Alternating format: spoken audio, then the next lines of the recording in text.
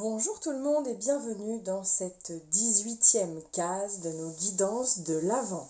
Nous allons aujourd'hui nous raconter des histoires. Eh bien, on fait un petit peu ça depuis le début d'ailleurs, mais là aujourd'hui on va vraiment se raconter des histoires avec au centre de tout ça notre animal totem.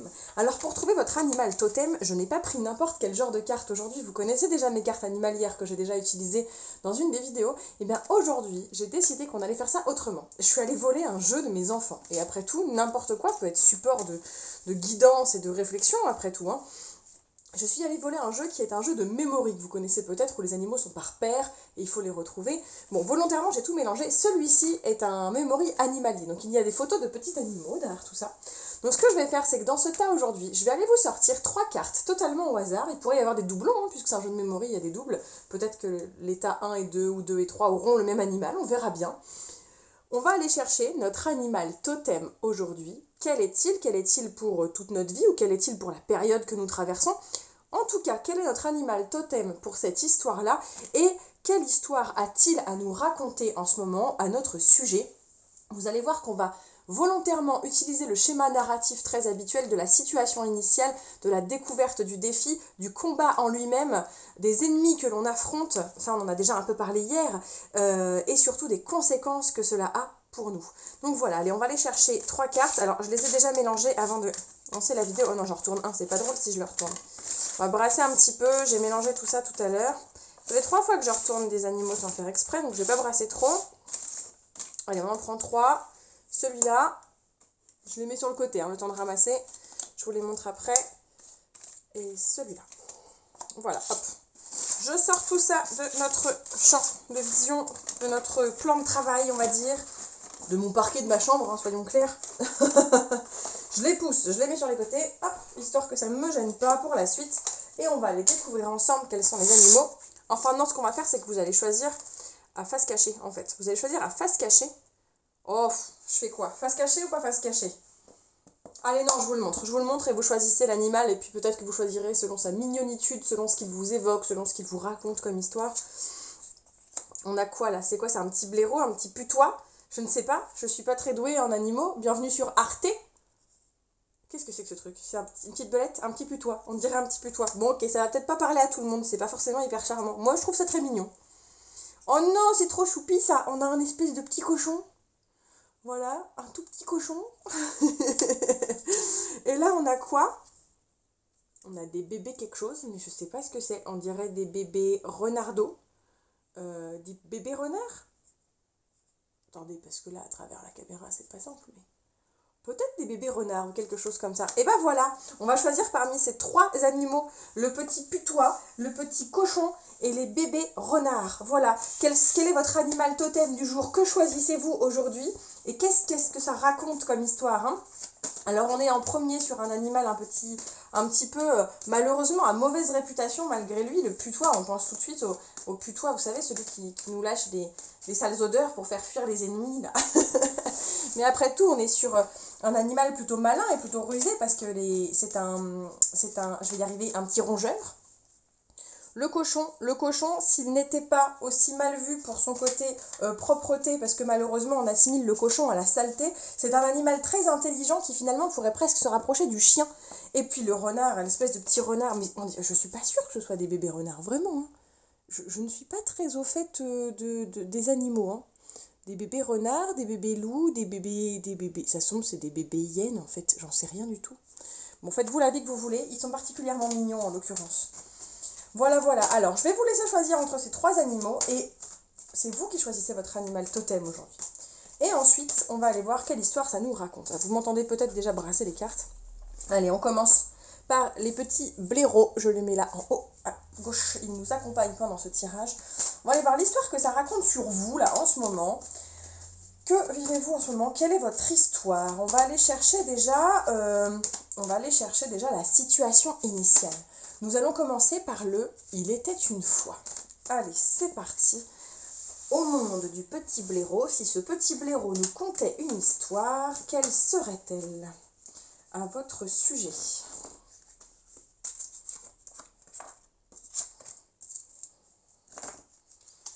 Alors, Il était une fois une personne travailleuse qui donnait énormément de son temps et de son énergie au travail, au boulot, pour un travail bien fait, une personne reconnue pour son savoir-faire, mais alors reconnue aussi pour sa radinerie.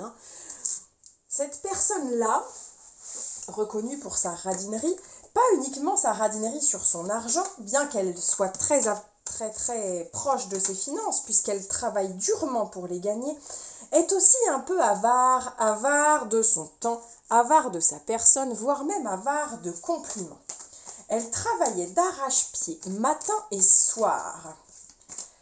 Tout à coup, attention, tout à coup, élément perturbateur. C'est parti.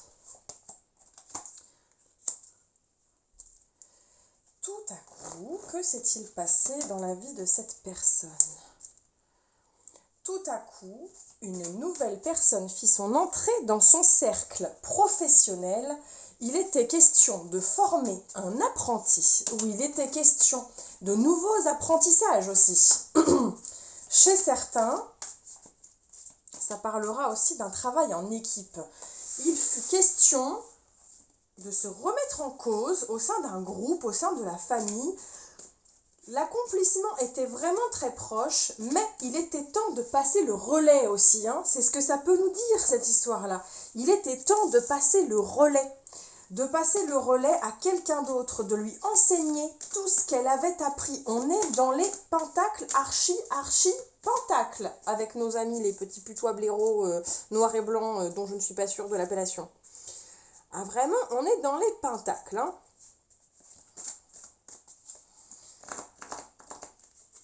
Alors, qu'est-ce qu'il se passe? C'est un achèvement total.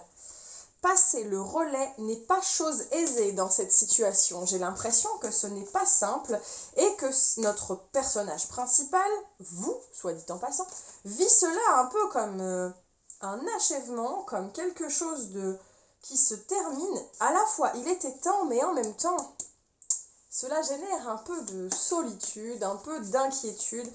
Oui, un peu de tristesse aussi, mais vraiment surtout un grand sentiment de solitude. Dites donc, qu'est-ce qui vous arrive en ce moment? Bon, allez, on va aller chercher des infos concernant le dénouement de la situation.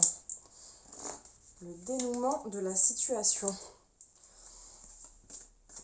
Contre toute attente, j'ai l'impression que oui, c'est terminé cette histoire, mais vous avez décidé de ne pas vraiment tout lâcher et d'en garder un petit peu pour vous, de ne pas totalement lâcher la bride. Alors je ne sais pas de quelle histoire on parle exactement, mais vous n'avez pas totalement lâché la bride, vous n'avez pas accepté de passer un relais total. Néanmoins, le fait d'avoir passé le relais dans cette histoire a permis à notre personnage principal de se tourner enfin vers l'avenir, enfin vers la suite, et de lâcher les difficultés et de les laisser derrière lui. Bon, là, il est vraiment question... Alors là, je vous ai raconté une petite histoire, j'ai essayé vraiment d'improviser, de raconter ça comme s'il s'agissait d'une histoire, mais si on doit synthétiser là ce qui est en train de se passer, ce que notre blaireau veut nous raconter, notre petit putois, qu'est-ce qu'il veut nous dire? Eh bien, il veut nous dire qu'à un moment donné, vous êtes une personne travailleuse, vous êtes une personne fonceuse, vous êtes quelqu'un qui obtient le mérite qui lui revient suite à ses années, ses heures, ses années de travail, son travail acharné pour que les choses fonctionnent. Mais là, il est temps vraiment de passer le relais pour pouvoir passer à autre chose. La cassure du 10 d'épée est assez nette ici. Elle tranche totalement, vous voyez, même au niveau des couleurs, elle tranche. Après 4 cartes de pentacle qui nous parlent de matériel, qui nous parlent de finances, qui nous parlent de professionnel, qui nous parlent de travail sur soi aussi, et bim, l'achèvement avec le 10 d'épée, les choses se terminent. Et peut-être qu'il était temps. Alors oui, on voit ici un espèce de gros sentiment de solitude. Vous n'avez pas vraiment envie de lâcher totalement l'affaire. Avec le 7 d'épée, on voit que on va s'arrêter, mais pas tant que ça. J'ai l'impression d'avoir affaire à des gens à qui on dit « mais t'as trop bossé là, arrête-toi, tu as trop donné dans cette situation, vraiment, il est temps que tout ça se termine. » Alors oui, vous le faites, vous acceptez que ça s'arrête. Par contre, l'émotion derrière, elle est assez difficile à gérer parce que il est question, vous voyez, de solitude et un peu de regret. Alors, vous allez rechercher quelques petites épées quand même, hein, histoire de ne pas partir comme ça totalement tout seul. On aurait espéré de vous que vous lâchiez l'affaire plus clairement. Vous n'allez pas tout lâcher comme ça, hein, vous connaissez. Mais au moins, ce qu'on souhaitait de vous, c'est que vous vous sentiez mieux, que vous soyez capable de passer à autre chose.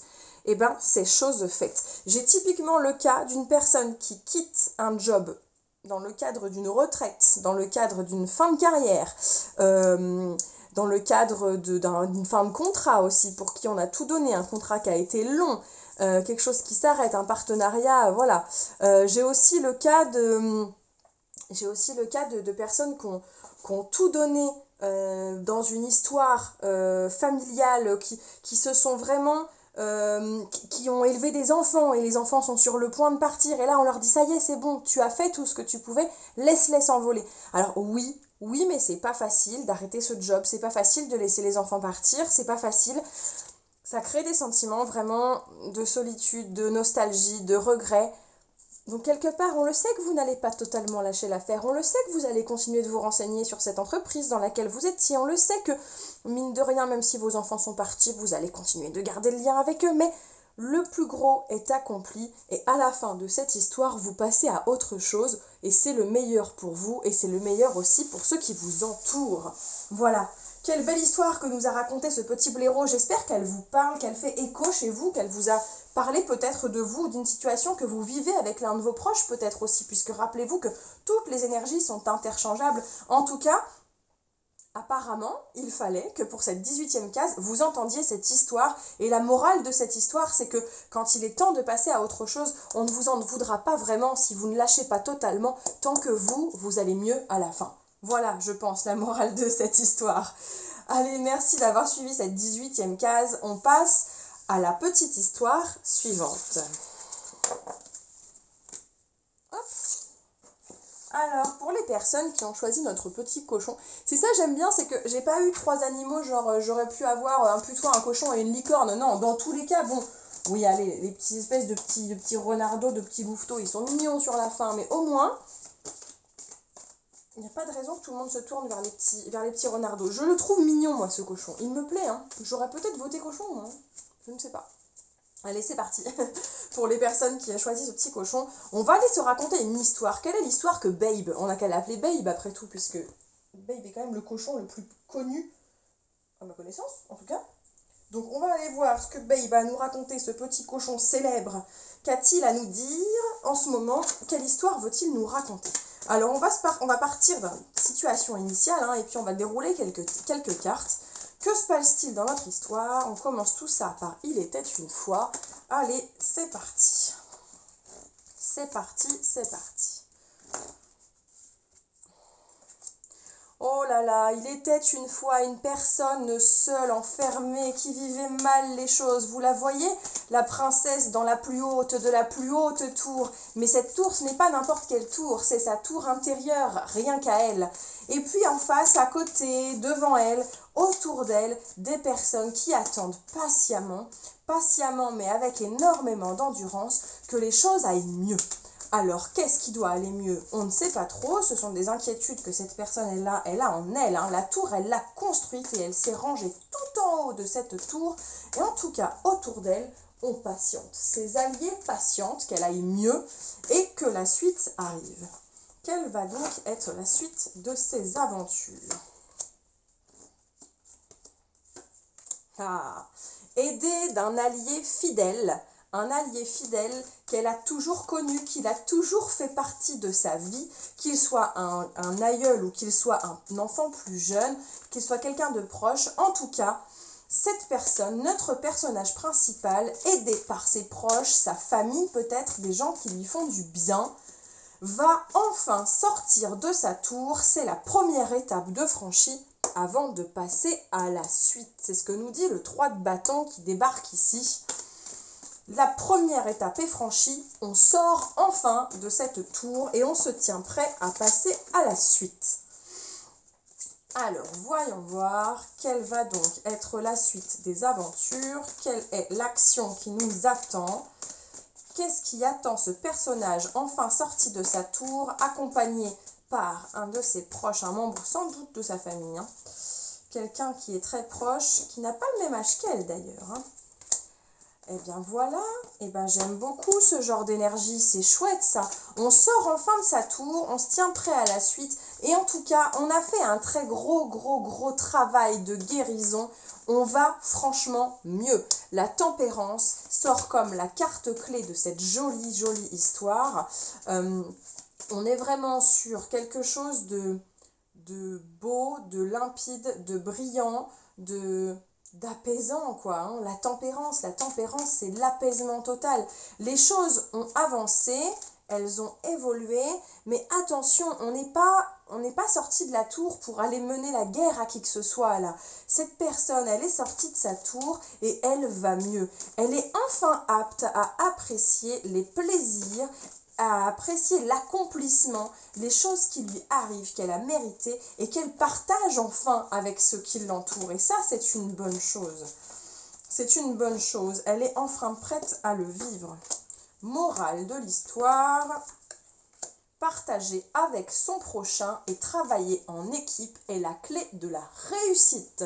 C'est ce que nous disent ces deux cartes ensemble. Concrètement, le 3 de Pentacle, c'est le travail d'équipe et le 6 de Pentacle, c'est le partage. Partager ce que l'on a à vivre, ce que l'on a à apprendre, ce que l'on a à enseigner à l'autre aussi, c'est la clé de la réussite. Alors voilà, on s'est raconté une jolie petite histoire, on a imaginé ce personnage descendre enfin de sa tour et rejoindre ceux qui l'ont attendu pendant longtemps, qui l'ont attendu prête à la soutenir, enfin se projeter vers l'extérieur, accepter de regarder vers le futur, loin à l'horizon, mais tout ça sans combat, tout ça avec beaucoup d'indulgence envers soi-même pour pouvoir enfin profiter de ce qu'on a mérité et tout ça bien entendu dans le partage, dans la bienveillance, entouré. Clairement on est sur quelqu'un qui sort de la solitude pour aller retrouver les autres. Alors je ne sais pas à quel point cette petite histoire, cette petite fable, ce petit conte que j'essaie de fabriquer au fil des cartes qui tombent peut vous parler. Ce message peut tout à fait vous être adressé ou en tout cas peut faire écho à l'histoire que quelqu'un vit autour de vous. En tout cas il y a clairement une morale à en tirer. Ce 8 d'épée, cette tour, comme je vous le disais, c'est une tour intérieure. Vous le voyez, ce personnage-là, il a les yeux bandés, il a les mains nouées, il est totalement ligoté, mais s'il ouvrait les yeux, il verrait clairement que les épées sont espacées et qu'il peut absolument s'en sortir. Il n'y a rien de grave. On a le chevalier de Pentacle qui est tourné vers cette personne. Le chevalier de Pentacle, il est dans une énergie d'une extrême endurance. C'est un cavalier qui ne faillit jamais à la mission qu'on lui a confiée, qui est toujours présent, qui est solide sur ses appuis. Il ne va pas trop vite, mais au moins il ira loin. Voilà. Donc clairement, on part sur quelqu'un vraiment qui est entouré, qui se sent seul alors qu'il ne l'est pas et qui a vraiment des alliés de taille avec elle, hein.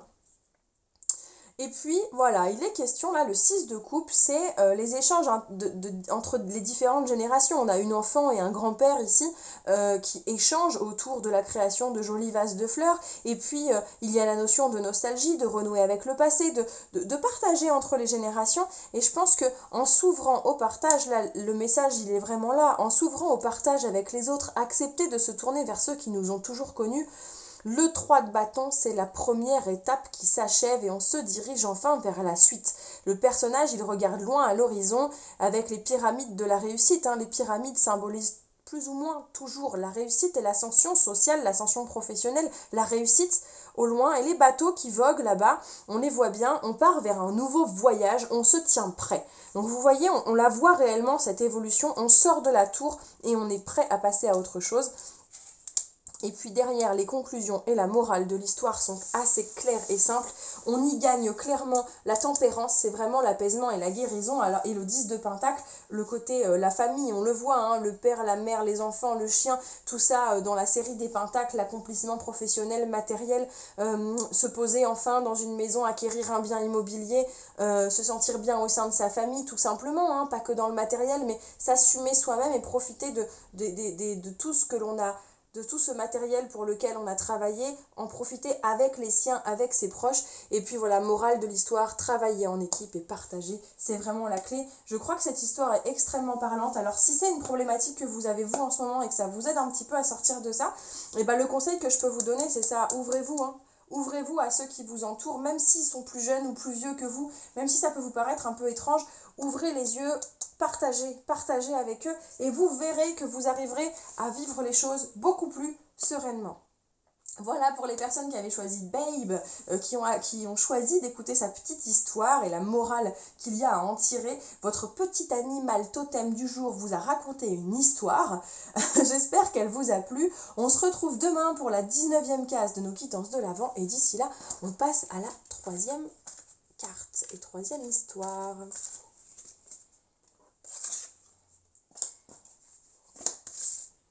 Allez, on est parti pour beaucoup trop de mignonitude avec les 3 bébés là, qui ont des petites histoires à nous raconter, et des bébés je sais pas quoi, mais des petits bébés mignons. Ils ont une histoire à nous raconter, ils ont quelque chose à nous dire. Quelle histoire veulent-ils nous raconter? Allez, on va déplier des cartes, on va dérouler des cartes.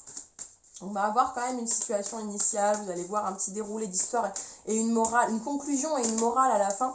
Le but étant de dérouler une histoire, d'écouter, de voir si elle vous parle, si cette histoire vous raconte quelque chose, et puis si la morale qu'il y a à en tirer, elle ne s'adresse peut-être pas un peu à vous après tout. Hein. Ça doit être le cas quelque part. Hein. Il doit y avoir des choses à tirer de ces histoires. Ce n'est pas pour rien que cette histoire doit nous être racontée aujourd'hui. Alors, voyons voir, c'est parti. Il était une fois... Eh bien, il était une fois un aventurier sur le point de partir justement à l'aventure, mais toujours dans l'attente, jamais le pas en avant, toujours à poireauter parce qu'il manque toujours un truc pour que ça fonctionne. On est sur un personnage qui a des grandes envies d'aventure, mais qui concrètement ne passe absolument jamais à l'action. Tantôt débordé et absolument pas disponible pour mener sa quête, tantôt enfin disponible mais manquant d'éléments. J'ai là le guerrier qui est appelé de gauche et de droite pour résoudre des conflits à la cour, et quand il est enfin dispo, il se rend compte qu'il n'a pas son épée. Voilà, on en est exactement là. Alors, qu'est-ce qui va lui arriver à notre petit personnage? Que va-t-il lui arriver? Et bim, encore un 2. Et ben dis donc. Bah, notre petit personnage, j'ai comme l'impression qu'il va avoir des choix à faire. Hein. Il va avoir des choix à faire, il va avoir besoin de se faire conseiller. J'ai l'impression aussi qu'on va lui mettre un petit coup de pied au derrière à ce personnage. On va lui mettre un coup de pied aux fesses pour lui dire « Hey, il y a un moment donné, fini de rêver. Hein. Fini de rêver, fini de stagner, il va être temps de passer à l'action. » Et la reine d'épée, elle ne va pas faire de quartier. Elle ne va pas lui laisser le choix. Elle va clairement lui dire « Maintenant, on se remue le popotin et on y va. » Voilà, retire-moi ce bandeau que tu as sur les yeux, prends enfin cette foutue épée et passe à l'action. Qu'est-ce que je vous disais tout à l'heure? On est sur un personnage qui, quand il est enfin dispo, il se rend compte qu'il a oublié son épée. Et bien là, des épées, on lui en donne 2 plutôt qu'une, et on lui dit vas-y, maintenant tu n'as plus le choix. Tu n'as plus le choix, tu dois prendre une décision et tu dois enfin aller de l'avant. Il est temps de retirer ton bandeau et de foncer, mon gars. Allez, c'est parti. C'est parti. Alors, qu'est-ce qu'il va nous faire, ce personnage? Est-ce qu'il va foncer? Il va foncer, mais il ne va pas foncer n'importe comment. Parce qu'il est capable de conquérir le monde. Mais c'est un guerrier qui a besoin d'être rassuré, d'être organisé. Il a besoin de faire les choses de façon passionnée, mais de façon extrêmement organisée sur tous les plans. C'est un très bon gestionnaire, il a la passion avec lui, mais il a surtout l'envie de bien faire les choses. Alors du coup, il va y aller, mais il va prendre le temps qu'il faudra pour que tout soit pleinement accompli pour lui. Mais il a le monde à sa portée, c'est une très belle carte. Il a le monde à sa portée, il tient le monde dans ses mains, il est prêt à accomplir à peu près tout ce qui va se présenter sur son chemin. Alors, morale de l'histoire, morale de l'histoire, foncez, après tout, tout va bien se passer. Le chariot nous dit qu'il faut prendre des décisions dans la vie, il faut prendre des décisions, mais il faut prendre les décisions qui vous font du bien et prendre les décisions au regard de ce que vous ressentez. Voilà ce que nous dit l'histoire, que dans la vie, stagner au bout d'un moment, ça a ses limites. Il est important d'agir, de prendre des décisions, mais des décisions toujours éclairées par la sagesse. Voilà, soyez sages dans vos prises de décision. Des fois, il faut accepter de passer à l'étape suivante, mais pas n'importe comment et pas à n'importe quel prix. C'est la leçon que nous inculque le roi de coupe. Le roi de coupe est un personnage extrêmement sage qui a vécu énormément, qui est apaisant et rassurant. Mais voilà, il a une très grande expérience et il ne laisse absolument rien au hasard. Alors voilà, je ne sais pas si cette histoire de ce petit personnage qui était perdu au tout début vous a parlé, si elle parle de vous, si elle parle de quelqu'un qui vous est proche. En attendant, quelles sont les leçons à tirer de cette histoire? Les leçons à tirer sont somme toute plutôt simples. Nous sommes nombreux à parfois ne pas oser nous lancer dans la vie. Et après tout, ça se comprend. L'hésitation, bim, trio de deux. L'hésitation, les choix à faire, ce n'est jamais une chose facile. Maintenant, il est important parfois d'être dans l'action, de passer à l'étape suivante et de ne pas faire trop de quartier et de ne pas trop donner dans les sentiments, hein, nous dit la reine de coupe, la reine d'épée, pardon. Vous savez, vous avez les connaissances, vous avez analysé les situations sous toutes leurs coutures, il va peut-être être temps de prendre une décision et de foncer. Alors bien sûr, attention, vous êtes bien accompagnés. Hein. On parle de reine de bâton, on parle de la reine de bâton, c'est la maman au foyer, celle qui est hyper organisée, celle qui gère sa maison d'une main de maître, celle qui ne laisse absolument rien au hasard, qui est la maîtresse des plannings et des agendas. C'est vraiment la reine de l'organisation. Vous voyez, on a un duo de reines, hein. Celle qui vous pousse à agir et celle qui vous dit « organisons-nous, on passe à l'action, on fonce, mais on fait ça bien sur tous les plans ». Clairement, avec la carte du monde en résolution de notre petite aventure, on est sur une situation qui se débloque et mieux que ça, elle est extrêmement bénéfique. La carte du monde, c'est vraiment l'accomplissement total. On a le monde entre nos mains, tout est possible.